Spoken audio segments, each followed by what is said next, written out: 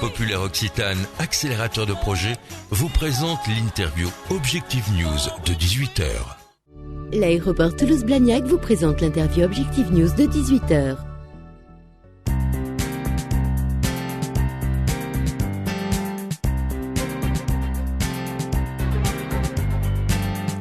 Bonsoir à tous, merci de nous rejoindre sur objectifnews.tv. Ce soir, j'ai le plaisir de recevoir Carlos Vercaeren. Bonsoir. Bonsoir.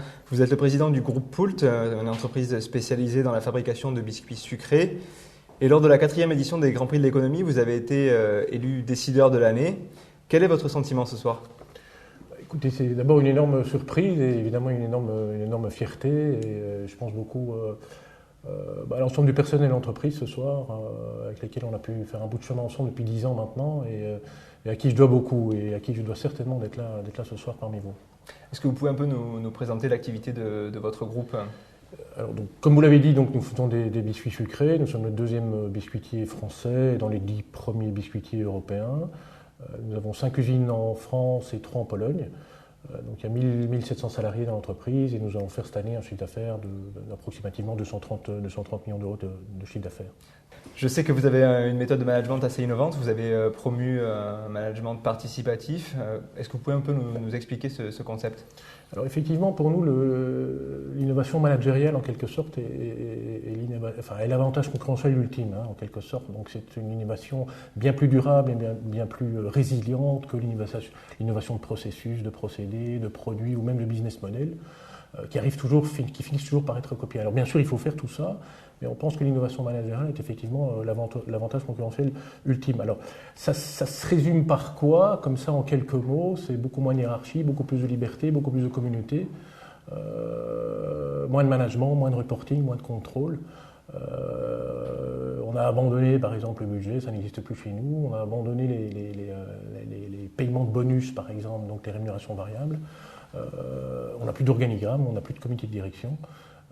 Et on travaille par équipe et par projet. Et donc vous avez un organigramme qui est complètement plat en réalité. D'accord, vous travaillez par équipe et par projet. Justement, quels sont les projets pour les années qui viennent en 2013 Alors on a quand même un marché français qui est un peu difficile depuis quelques années. On subit la crise comme à peu près tout le monde et en particulier la crise de la consommation. Alors en plus nous sommes dans un secteur alimentaire qui est vraiment pénalisé par l'évolution des matières premières, qui est un autre phénomène une autre des conséquences de la mondialisation depuis plusieurs années maintenant.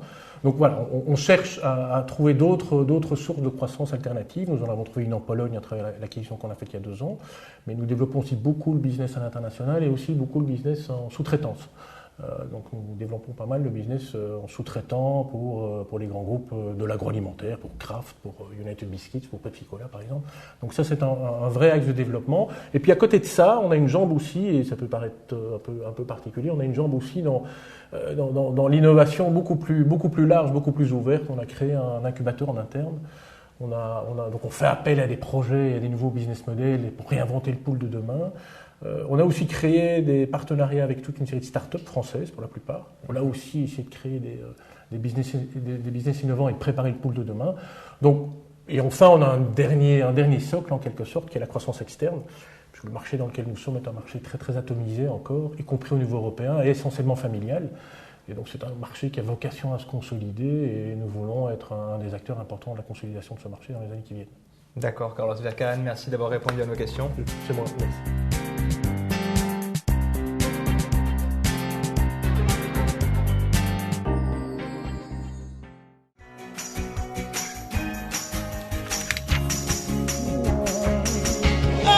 Banque Populaire Occitane, accélérateur de projet, vous a présenté l'interview Objectif News de 18h.